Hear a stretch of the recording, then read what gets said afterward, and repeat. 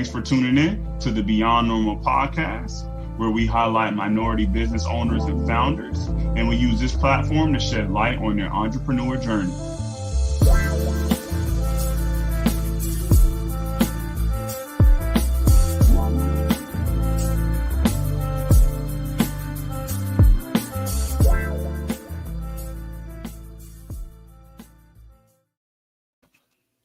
Welcome, everybody, to another episode of the Beyond Normal podcast. Again, we got a great, amazing guest. She's actually a friend of the show. So as you guys all know, this season, Brooke, I work with her to curate this amazing list of entrepreneurs. So next up today, we actually have Orion Brown. She is the founder of BlackTravelBox.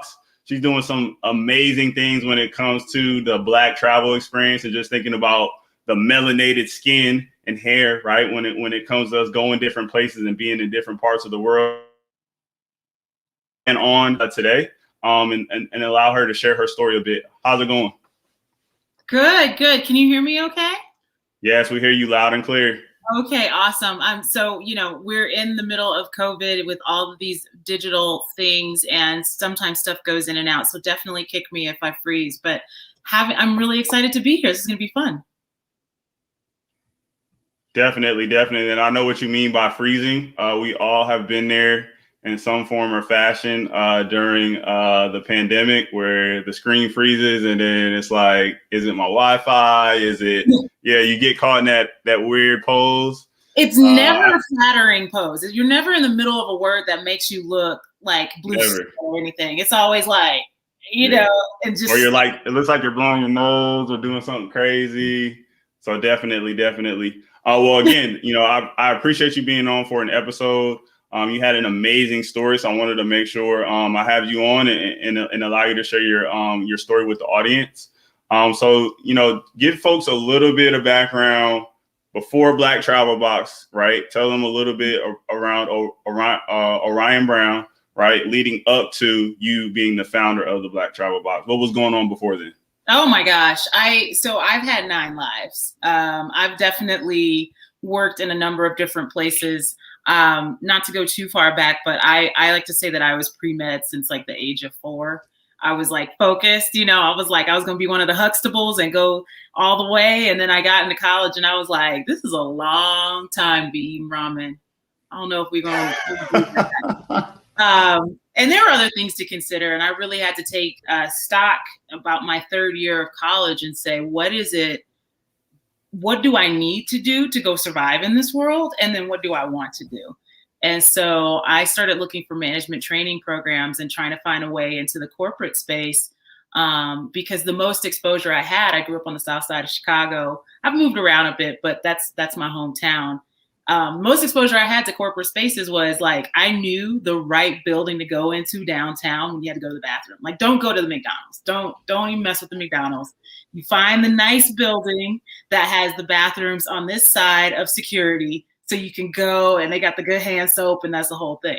But that was really all I knew because I had been a science nerd up until that point. And so I went into a management training program with JP Morgan and kind of learned the basics of being in the world as an adult and TPS reports and all of those types of things, and did internal consulting and project management for them, stayed on and did some in-house project management work, and then finally got to a place where I felt like, all right, now I can choose what I want. And now that I've done what I have to build a reputation, to learn, to get that experience under my belt. Now I want to choose what I do next and have a perspective on it. And so I went back to school, got an MBA at Duke, and popped back out and went into brand management and brand strategy.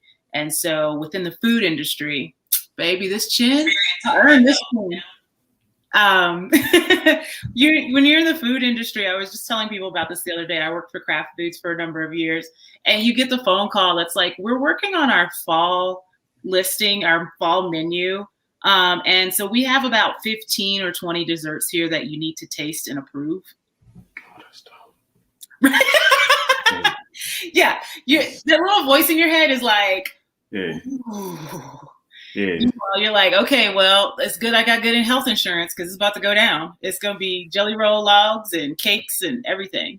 And so in that space, I got to really learn how to be strategic, how to own a business and do it entrepreneurially, right? Because entrepreneurship is outside in the world. Entrepreneurship is within, an umbrella of, the corporate, I don't know, let's say money bags, but it kind of is, right? Like you get that corporate covering.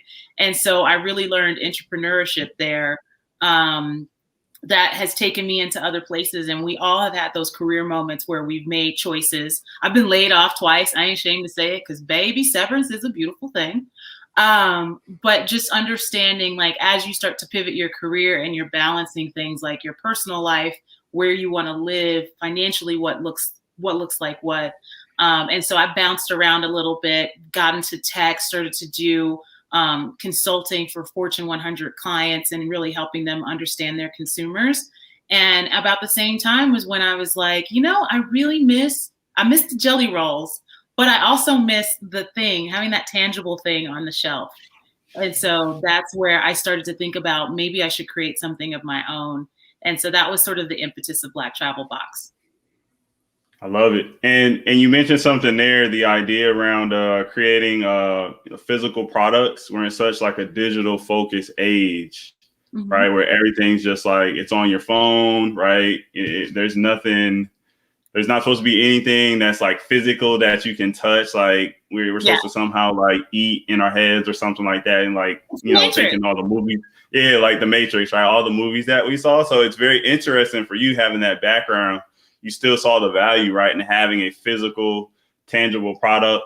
And that's something that I admire. I think about when we were growing up, right? You think about like the FUBUs of the world, just like having something that was for us, by us, some of these products. It still is a moneymaker, even though so much of the world is still being pushed to, that digital space.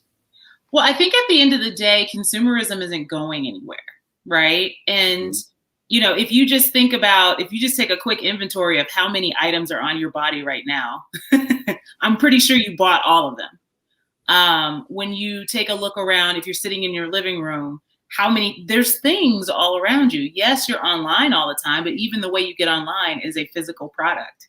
And so as we, as things evolve and digital marketing and digital advertising makes things and technology makes things easier and whatnot. At the end of the day, the way we shop changes, but what we shop for really kind of doesn't. So like you said, there's no digital version of eating dinner. Like you still got to eat something. Now, the way that dinner came about, whether or not it was organic, all of those other things, that's separate. But you can't eat, ironically, a bite. You can't eat a bite. Exactly. And like you touched on it, like the biggest companies in the world, they do have a digital focus. We all know who we have been purchasing from during COVID, and their stock prices are through the roof. And so to your point, as I look around my house, I bought a lot of stuff during COVID that I'm actually surprised that I bought. I'm not sure why I bought it 3 or 4 months down the road right now, but I did. Nesting. That I needed to buy it. You're nesting. So many people have been nesting because they sit down. You pay for what you spend your time with, right? And so you're like, if you like to drive, if you drive your car back and forth to work an hour or two every day, then you're going to invest in like a good sound system. You're going to invest in the upkeep of the car. You're going to invest in those little covers for the steering wheel if you live somewhere cold. People sitting at home, they're like, I need a new rug. Maybe some curtains. It's just something to play with while I'm in here. That's a good space for an exercise bike. And then it just goes downhill. Got it. About things that we purchased during the last year. Again, we all have been at home buying things we may have needed or we may have not needed. Like, what's that? What was your biggest splurge purchase during the last year when we were all in the house during the pandemic? Oh, I bought a couch. I bought this couch actually. But that was really more out of necessity. But I didn't really splurge too much because I was just less focused on nesting and more focused on building the business and keeping the business afloat. So, BlackTravelBox is for travel and out of home use. It's personal care for out of home use. And so wasn't nobody leaving their house.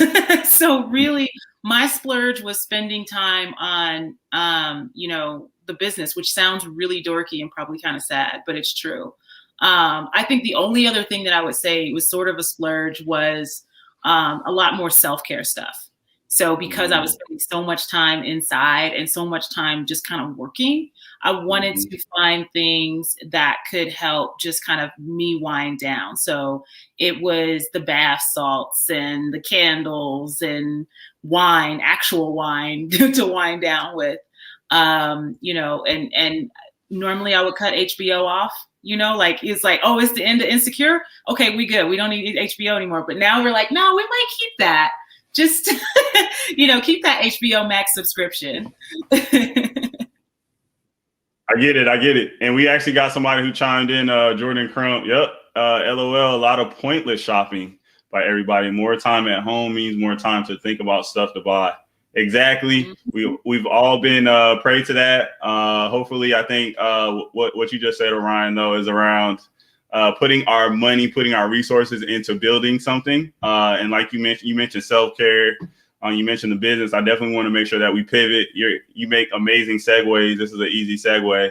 But essentially, when it comes to self-care, right, that's what your business is somewhat geared experience. So why Black Travel?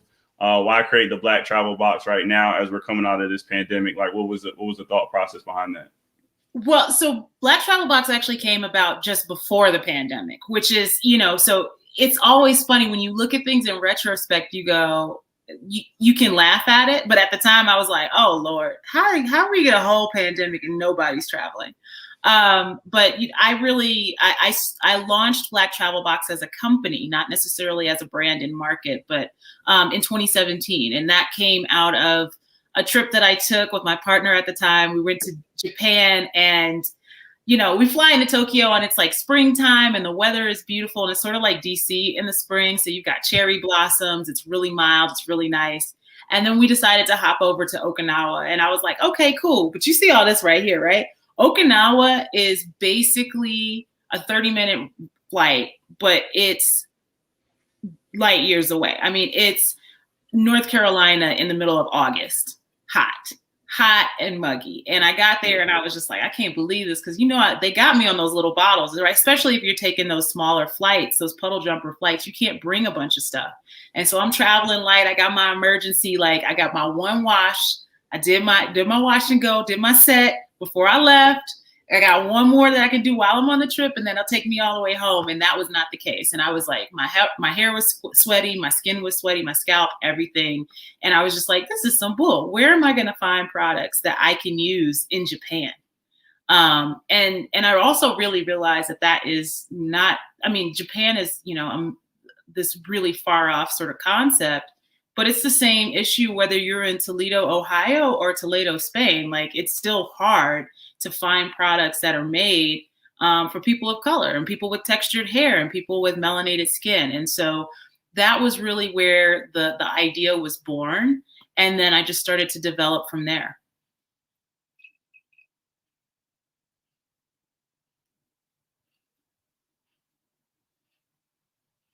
Uh-oh, Kenny, I think you're on mute.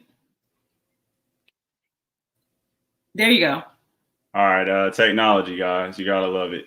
So real good. You were like, the eyes were going and everything. Okay. Like, yeah, I was doing. All right, so you touched on a lot there, like that pain point that you saw. Like you said, you were all the way in Japan, but then you realize, hey, this is something. You could be in, like you said, Toledo. You could be here in the States, right? In certain places you go, that hair, right? That hair is something when it comes to Black culture is something that's important, right? And so you saw that pain point, and that actually led me to my next. You're perfect with these segues, but I actually I went on your site, and then there were a couple. I know the IG is popping, right? In terms of your IG, it looks amazing. But one of the things that popped up for me, one of the first posts that I saw was that travel is my self-care, right? And so when I think about like that Black travel experience now, it seems like a lot of people are getting their passports. A lot of us are traveling places that in the past we never would have. So you should be able to travel somewhere and then kind of be able to take care of your hair, take care of your skin, and not have to worry about that, because that could be something that just derails you completely, right? It just takes you out of the mindset, oh, I'm not going there because my hair, my skin won't be right, right? Or if nothing else, you're distracted, right? So when I really sat down and said, okay, is this actually a problem, or am I just pissed this one time, right? Is it just this one trip? And when I really sat down and thought about it, there were so many trips where I'm doing stuff like trying to hop a cab from wherever I am to find a drugstore to see if the drugstore carries something that I can maybe use, or, you know, dealing with the stuff at the hotel and having messed up results.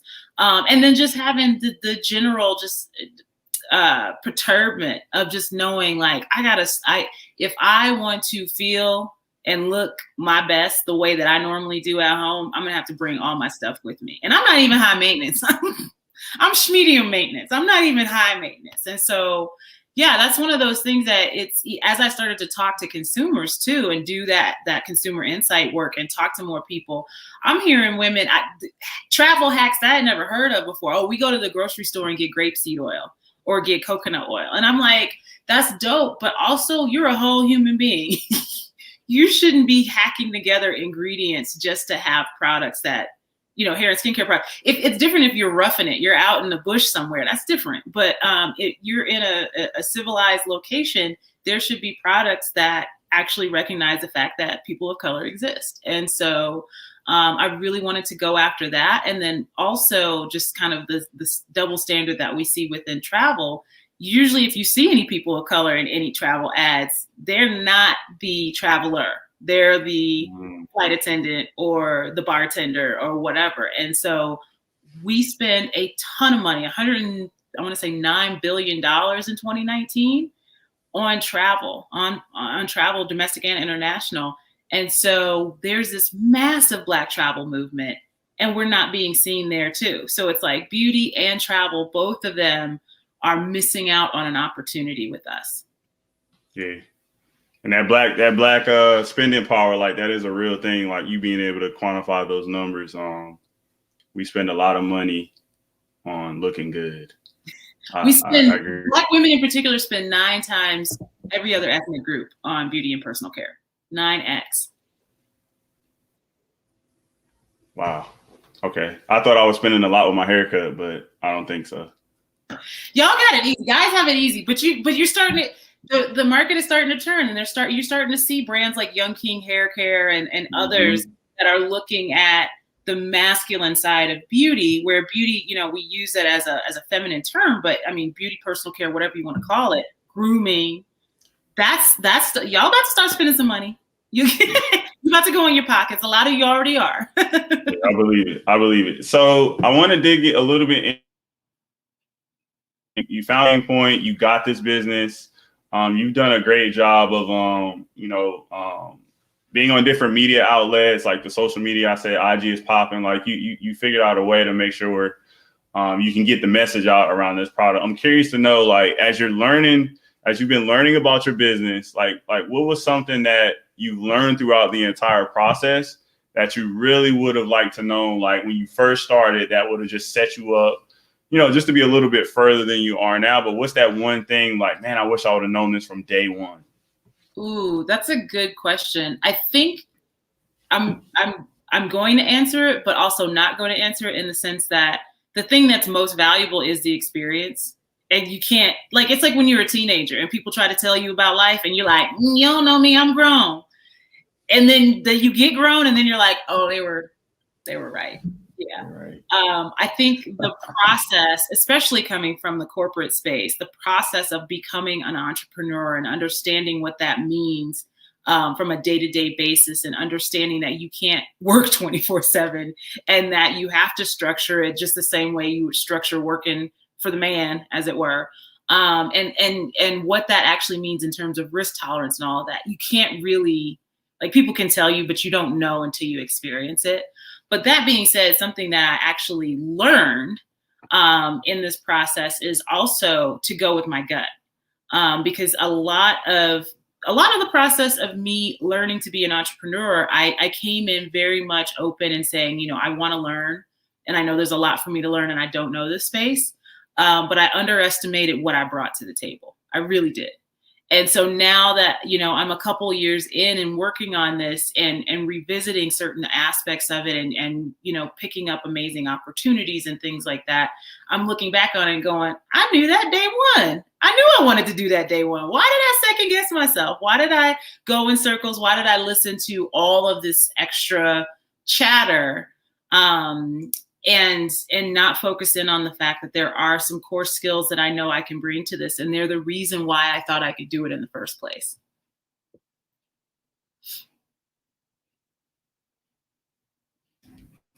Can you hear me? Okay, I can hear you. Yeah. Yeah, my technology, guys. I'm sorry. My computer, it may look like I'm just sitting there looking, but it's doing something. I don't know what it's doing. But I thought you were Jordan's comment. I was like, yeah, that's interesting too. Yeah. Oh, appreciate it, Jordan. Yep. Yeah, around the beauty products. I didn't know it was 9X. That sounds like a lot of money. I'm not sure why more people aren't going to the beauty industry, because it seems like there's a lot of money to.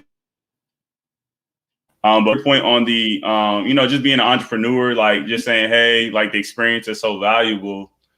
Like, what is it? Like, will it take? Like, what will it take? Kind of jump the cliff, take that gamble on themselves earlier. Like, what do you feel like it would take in our particular to wear that entrepreneurial label that some of us want to wear and others just may not know about it? Exactly. And so there's a few pieces in there, right? So to unpack, I think before you take the leap, it is understanding what the definition of entrepreneurship is and getting away from sort of the pop culture entrepreneurship. I'm a tech founder. I sell a SaaS product. I coded something. I got $1 billion to build the company, and then I sold it for $1 bajillion. That isn't necessarily entrepreneurship. And we've had entrepreneurship, particularly within the Black community, for generations, right? It's a generational thing. We've got barbers, we've got corner stores, we've got, one of my favorite shows, you know, the Jeffersons, they had the cleaners. That was a huge thing. That he was a business owner. Business owner and entrepreneurship typically don't get said together because you don't see the dry cleaner on the front of Black enterprise in general, right? And so I think we have to understand that the definition of being an entrepreneur is someone who is creating a business and building something. Even if you're licensing a business or if you're doing a franchise, that's still entrepreneurship. You're creating and building something sustainable. And then from there, figuring out, well, what are the different flavors that comes in? Because there are a lot of people who are entrepreneurs got day jobs. I mean, that's just a nice capital raise. They're like, my capital raise is I work 9 to 5, and then I invested in my company from 5 to 9. And so whether it be side hustles, full-time businesses that you're working in and on, or whether it be ultimately building your wealth through those other channels and then going back and investing, it's all sort of in that sphere of entrepreneurship. Appreciate that, Orion. I think you hit it right on the nail in terms of we got to really define what entrepreneurship is for our community. And in a lot of cases, right, it's your local business owner. It doesn't have to be this tech enabled, idea where there's billions of dollars raised. No, like it really starts from the ground up. We think about a lot of times in our communities, if somebody, a kid who's as young as, 8 years old, they're selling cookies, they're doing different things in their community. That's where it starts. That's where you kind of start to cultivate that. It's not necessarily something that we're born to be entrepreneurs or not. We just got to figure out what that flavor, like you mentioned, like what our version of that is. And I think we got all the tools, and I appreciate you bringing up. It's just the way that we position it has got to be changed moving forward. So I'm actually excited to see, some of the entertainers that we all know, growing P, Just some of the people in the entertainment space, they're figuring out different ways to like, hey, I can do the same thing that I was doing in music. I can do it over here in products. And now Master P is doing stuff. He's the example that I always think of. He's selling like, oodles and noodles. He's selling like different things that I never would have thought 20 years ago I was going to see Master P doing, right? So you hit the nail right on the head there. And he's selling all kinds of stuff. And we've been doing this for so long.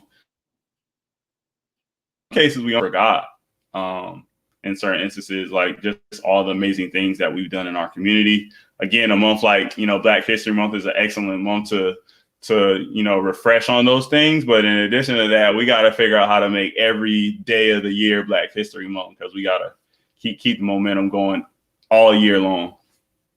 And celebrate the excellence that we bring as a culture. It's not about being exclusionary. It's about highlighting the things that we don't see in our mainstream every day. We have reminders of quote unquote mainstream pioneers, but it's a revisionist history, right? There's a lot that we have contributed, and a lot of other marginalized communities have contributed, and we don't get to see that. And so we have to be our own advocates for it. Couldn't say it any better. So, again, a perfect segue just in terms of, the conversations that we're having right now in 2021, whether it's politics, whether it's, social equity, tell me a little bit around how you're feeling around, how we ended 2020, right? With all that went on, pandemic, again, the social equity questions, the politics, like how are you feeling around, maybe the way that we ended 2020? Mm-hmm. How do you feel about the momentum for somebody like you and your business? Like, how do you feel like that, how the momentum's going to build or not build for you moving forward after a year like we had in 2020? Yeah, I mean, I would definitely say at the beginning of 2020, I was given 2020 the side eye, like hard. I was like, oh, this is what we're doing. Oh, you showing out. Okay, I see. But, then coming into 2021, though, I think I got to a place of surrender. And I hope many of us have done this, because the amount of control and busyness that we came into 2020 with, and this is the way the world is, and this is what it has to be, and then being stripped of all of that. Besides what's, happening in our personal lives, and because all of that stuff is still there, and we're still losing people, and stuff is happening and moving and all of these things on top of a full major pandemic, on top of things that for me in particular, affect my ability to launch and scale my business. But coming into 2021, I will say the first 2 weeks of 2021 were like a whole month. For me, I was like, yeah, this is like a month or three. This is out of control. Y'all are still wilding. It's 2020 part B. But giving up, just sort of surrendering to the fact that there's always going to be stuff going on in the world. We're not, unfortunately, we haven't learned our lessons yet on a number of fronts. This isn't the first time we've seen the issues that we have. And so ultimately it has to be about, are you here doing the thing that you're supposed to be doing at this time? And how does the timing work out? For me, I look at BlackTravelBox and I go, it's going to be insane once I have the operational capacity to really scale up the business that I'm working on actively to get in place now. And everybody lets the cork out of the bottle and starts traveling again. So how these two things, I'm viewing these potentially segueing probably in the summer and the fall, is actually excellent timing. Had I launched the business, had I gotten, $500,000 in investment back in 2018, 2019, and hired a whole bunch of people and started doing the work, the momentum would have hit 2020 and then it would have bottomed out. So I don't look at, while 2020 was rough, don't get me wrong, it was rough. I wouldn't want to redo that. I do look at it as, whether you call it blessing in disguise or silver lining, because I hadn't ramped the business up yet, because I wasn't the overnight success, which most people know overnight successes usually take 10 years anyway. But because that wasn't in place, when COVID hit, it allowed me to take a step back, focus on the fundamentals of the business, and really start to build a strong community and understanding around what we mean to the world and why. And there were so many points of clarity during that time that I think it only allows me to show up better for the business and the business to show up better for the consumer in this year. That's an excellent way to look at it. Making lemonade from the lemons, just those phrases around, these situations, like you said, they occur. Markets have peaks and then they have valleys. So from a timing perspective, I think even if you're a small business, even the small business owners that I've had conversations with, there's somewhat of a leveling out of the playing field. Think about all the corporations, a lot of the things that they're doing the same things that somebody who can run their business right from their phone, and whether it be just reaching out to your audience directly, getting some of that feedback. And so the leveling of the playing field, I'm actually looking forward to that, because like you said, when we're all free to do whatever we want, it feels explosion. We all spent some money during the 2020 on Amazon and just some of these other places. I think we're actually going to be spending more money. I'm scared to say that because my bank account is going to suffer. But at the same time, YOLO. there's gonna be some point where we have some of these things that are behind us, and then we get to really move forward with our purpose, with the things we really want to do. And so it's an exciting time. But to your point, it's like a silver lining thing where it's almost weird to say that making it through a pandemic in a year like we had in 2020, there's some excitement about moving forward. But I'm not even sure how to explain it, but it does feel like moving forward, we're going to see more business owners like yourself, BlackTravelBox, for an untapped market. And so 2021, I'm glad to hear you say it's somewhat of a silver lining, and that you're looking forward to making more money moving forward. That's what we want to hear. I mean, and I think it's also, people say, well, it is what it is. And typically we mean that in sort of there's nothing I can do, I'm powerless. And to some extent that is true. But I think if you look at it like my power is in how I react and how I respond and how I prepare, as opposed to my power is to change the situation. I think that's really, really the key. So if we get another wave, if everybody goes back inside, if it gets worse before it gets better, I know that I have the power to pivot. I know that I have the power to engage my audience. I know I have the power to utilize my skill set and my value add to stay afloat, to keep the idea afloat, to continue to bring this to the world, which I think BlackTravelBox has a place in the world. And even if I don't do it, if somebody else did it, I would be cool with that, because I know we need it as a culture. I know we need it. And so for me, it's truly surrendering to, I can't change what's happening all over the world. I can only affect what I'm doing, and just take it as a serenity prayer. And every time something happens, it's like, okay, so what's the right thing to do? Do I need to sweat this? Do I need to not sweat this? Do I need to step in and do something? Do I need to take a step back? That's all I can be concerned with. Facts. You dropping gems. That's what we're here for, guys. We're here to listen to the gems. I want to take it back to BlackTravelBox just a little bit. Around the products that you offer, very concise. That I think it's a few products, but can you kind of give us, a quick some of the actual products that you offer for the audience? But then tell me in particular why it was so. Was it intentional for you to just pick a handful of products, or like you mentioned before, when you think about some of the bigger companies, or even in fashion, there's just all these SKUs of, you just throw a bunch of products out there and then you see what sells later on the back end. It seems like that's what people do. So could you tell the folks just a little bit around the products that you offer, and then why you took the approach? Because I think you did a really smart thing. Like you touched on it, taking the approach of having a few products that they can be, and then growing from there, versus some companies tend to do the exact opposite.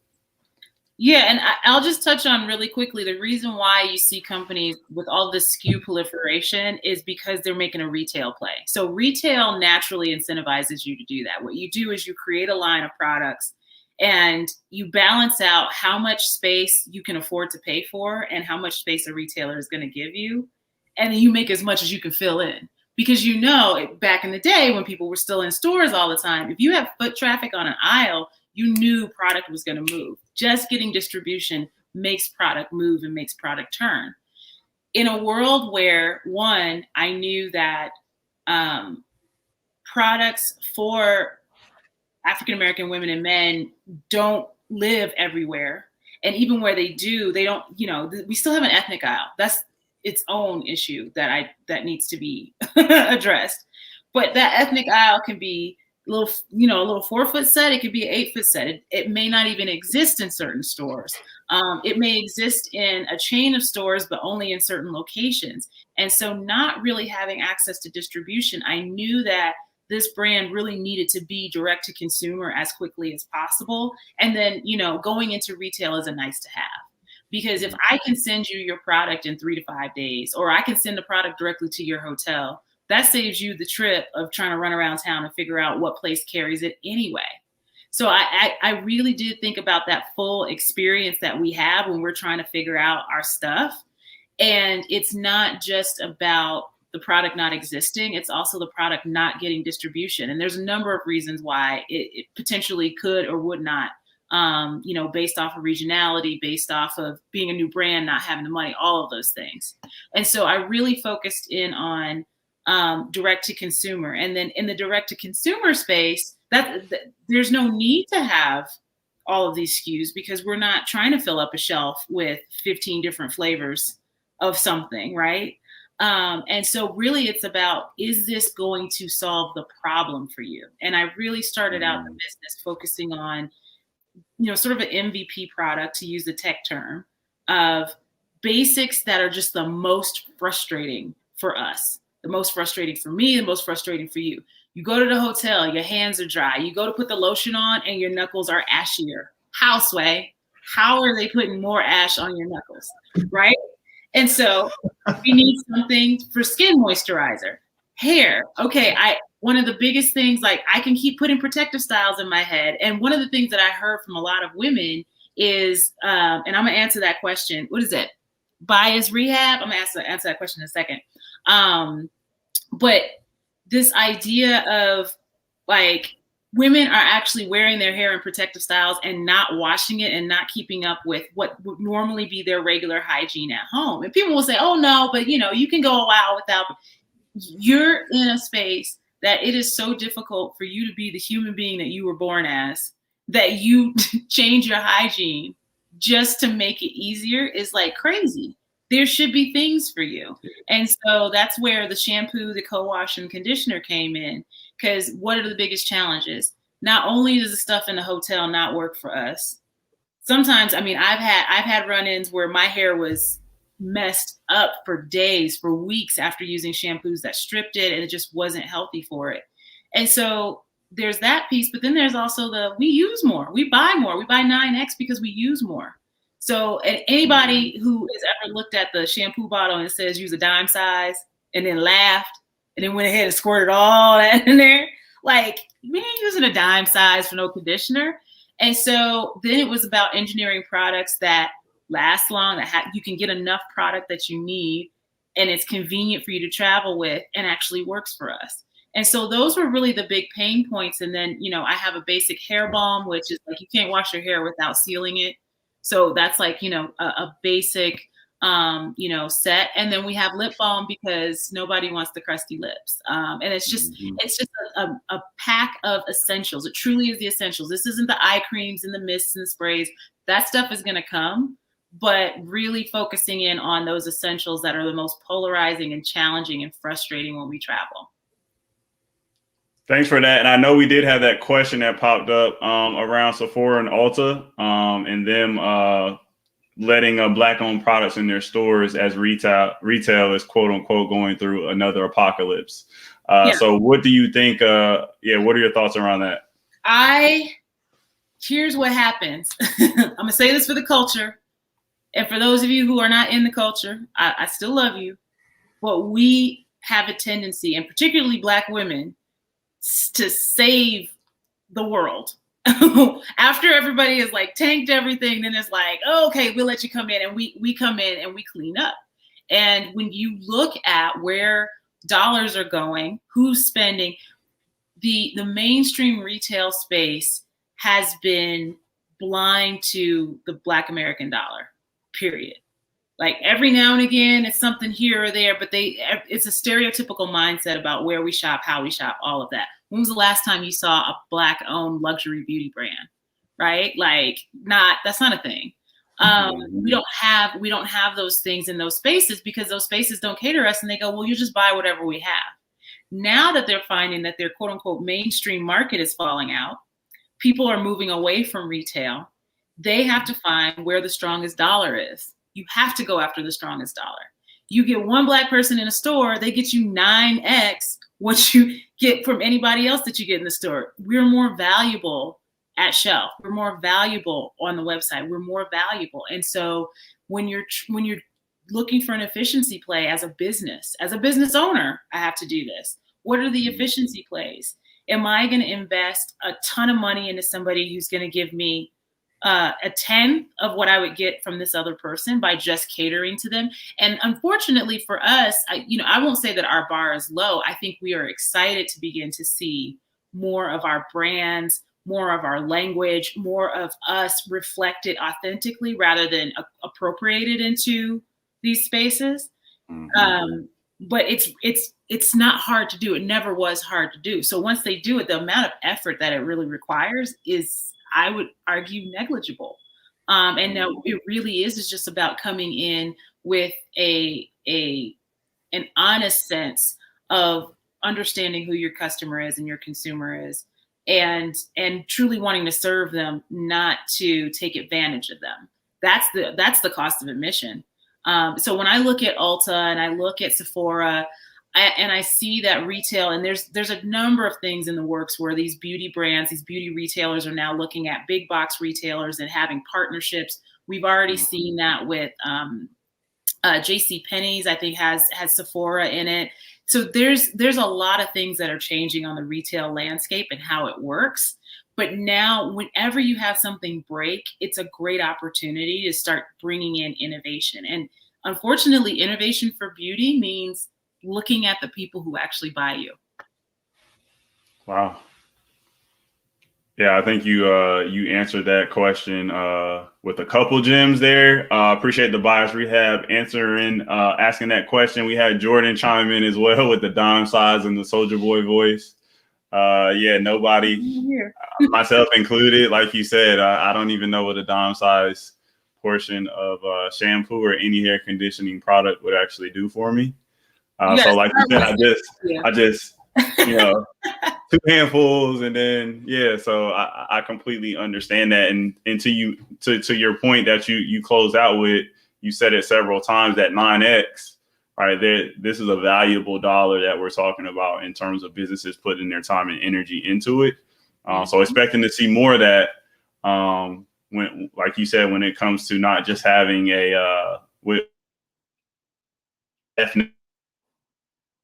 but actually truly having products and kind of having a real relationship and not feeling like we just have our little area over here. That's going to be big moving forward. It's going to be big. Definitely. So, and this is one of my last questions I want to ask you is around our partner, Valorit. They set us up, this year when we were talking about, what this season would 21. You touched on it. There's a lot of opportunities for companies. Brooke actually came up with this term. She said it one time, and I've been sticking with it, but it's around world domination, right? In 2021, we want world domination for the brands that we highlight. Yes, exactly. So, what does that world domination look like you in 2021? And even if you have thoughts around what it looks like, further out, but what does it look like for you to have a completely successful year where you feel like you hit all the metrics you need to, moving forward? So what does world domination look like for you, Orion? I think for 2021, it's keeping my name in your mouth.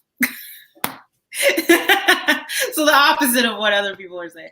I think it's going to be about providing that awareness, because we don't know what's going to happen in terms of people being able to be out of home.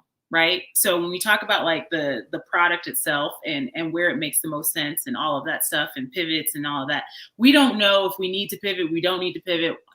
There's no crystal ball for that. But if I get to the end of the year and we've got millions of earned media impressions, we've got thousands and thousands of people talking about us, you know, our following is continuing to grow. We're hitting, you know, that target of building a community, 25,000 engaged Black travelers is where I'm trying to get to by the end of this year, of just folks that are engaged with us, that know who we are, that we're having great conversations with, that we're talking to them on live every Wednesday, and we're you know, showing them on our stories every Tuesday and all of those things. If those things are happening, then we're definitely at a success point for 2021, especially given the volatility of the environment right now. That being said, world domination, son, okay, one, it's being ready for the opportunity when it comes. So not to get biblical, but, you know, you got to have a vessel to like pour into. You got to have, you know, Jesus kept the party going with the wine, right? But he had to have empty vessels first to fill up. And so being ready when the opportunity does present itself is going to be a huge, huge win operationally for BlackTravelBox, because when it comes back, and it will come back, we're going to want to be fly. We're going to want to be fly. We're going to want to be ourselves. And we have spent the last year inside getting real, real comfortable with who we are naturally. And so this idea of going out into the world and assimilating in certain types of ways that we typically do, and particularly as it relates to beauty and personal care, I think a lot of that is going to change. And I'm really excited to see us be at the epicenter of that. I think in the long term, BlackTravelBox, I mean, we're going to do some dope stuff. There's going to be media, there's going to be extensions, because ultimately this brand and this company is rooted in sort of the new Black travel movement tradition. And that's this idea of self-care and wellness. And there's just so many different places that we can go with that. So I'm really excited to see how we can grow and all the places that it can go. You guys heard it here first. Keep my name in your mouth and stay ready so you don't have to get ready. We will be definitely, that will be on our reel for the end of 2021. So thanks for providing that for us, Orion, because that's something we want to hear. Keep my name in your mouth. Like you said, that's the exact opposite of something that we would have said, and that's right. But I think we all know maybe social media has embedded some of this in us, but you know, the idea moving forward that people are talking about you and you're in a certain light, like it shouldn't necessarily be put into a negative, you know, negative thought in your mind that, oh, people are talking about me, oh, that must be bad, like I don't want to be in the limelight. I think we all have, you know, a way to whatever that limelight looks for us, whether it's people, like you mentioned, your social media brand, having 25,000 customers, followers, the way that you interact with people. We got to really figure out how to really have people talking about us in the way that we want. Mm-hmm. Right. And so I appreciate you bringing that up, because that's going to be, social media ain't going nowhere. Even somebody like myself, I don't like social media, but guess what, guys? I understand it's not going away. No. So we all have to figure out, you know, how we can leverage it moving forward. And I'm excited.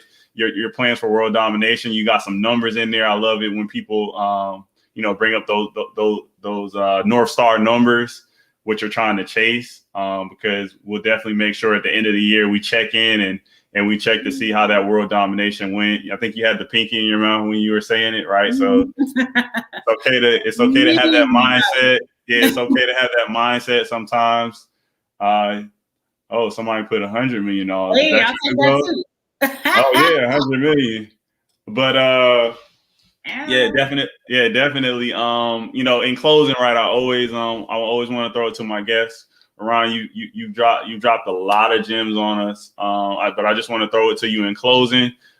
First, you know, let people know how they can stay in touch with the brand. They can buy the product. I know you got some offers going on right now, but in closing, in addition to that, the second thing is, you know, what do you want to leave people with as we wrap up the conversation, and look to that world domination moving forward? Yeah, I mean, so, you know, you can find us. You can see it on the bottom of the screen there. BlackTravelBox.com. That's where you can find us online. You can also find us on social, primarily on Instagram at BlackTravelBox. Give us a follow, share it with your friends. We've got some really dope stuff coming up that I can't quite talk about yet. So make sure you get on our email list because you will be the first to know. But really, really excited. And I think that, ultimately,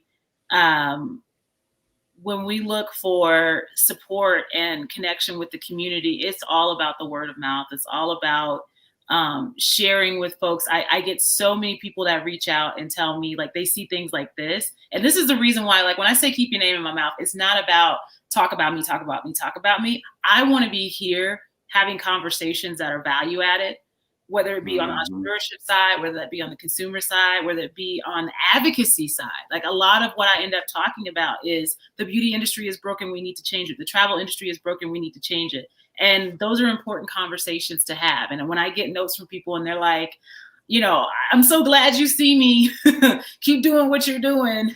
I can't wait till you come to such and such countries. Like, oh, they're in Sweden, they're in the Netherlands, they're in China, wherever. That's really dope. And so find us, keep engaged with us. We've got some really, really cool stuff coming up in the next few months. I'm super excited. I'm exhausted, but I'm super excited. I love it. And then in terms of, just wrapping up, like what would you want to, leave people with that final thought for them moving forward, as we look to get the ball rolling, right? That snowball effect in 2021. Start with that small ball, let it roll down the hill, and by the end of the year, you got that big snowball you can use to crush whatever you want when it comes to that world domination. So what do you want to leave people with? I think that snowball is consistency and grace. It's both, right? Consistency, it's really hard to get results if you aren't doing things habitually, repetitively, and coming back every day and doing it, no matter whether you think it's going, like whether you feel good about it or not. Now, I'm not saying be dumb, but there's days that when people want to go run, marathons, there's days that you don't feel like getting up and running. You don't feel like getting up and doing drills. And it's like, you're not going to be able to run a marathon at the end of this unless you're consistent. And I think it's the same with business and with goals. But I would say on the flip side to that grace has to go hand in hand. Because just like you're training for that marathon, if you pull, a hammy or your calf and you have pain, running on it anyway is only going to make it worse. So you have to really know when to take a step back and give yourself the rest that you need and give yourself a moment away to come back at it full force. Because it is a marathon, not a sprint. Sometimes it feels like it's a constant sprint. And even with that, sometimes it's necessary, but you still have to know when to give yourself grace to take a step back. Because at the end of the day, if you can't come in at 100%, the work isn't going to be 100%. And what you're trying to do isn't going to be 100%. And so that truly is the balance. When you have your 100% and it's available to you and you're ready to go and you just don't, emotionally feel like it, that's when you need to kick in on the consistency and just getting it done. When you're having situations where you can't bring your full self to it for whatever reason, and it could be emotional, it could be physical, whatever, giving yourself that grace to take the step back will still continue to get you going in the right direction. Thank you so much for that. Great closing words. That's a mic drop moment, guys. So I'm not going to say much else. Besides, thanks for tuning in to the Beyond Normal podcast. And thanks to my guest, Orion Brown again. Check out BlackTravelBox. Like she said, we all are about to be traveling the world. It's ready if you don't already have them, because we're going to be doing some great, amazing things moving forward 2021 and beyond. So thanks for tuning in to the Beyond Normal podcast. Thanks for tuning in to the Beyond Normal podcast. We can be streamed across all major streaming platforms.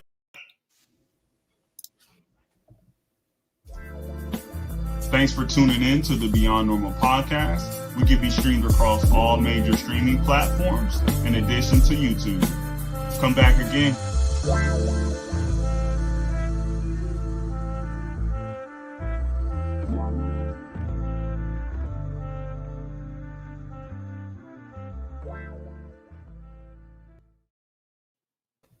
Hey.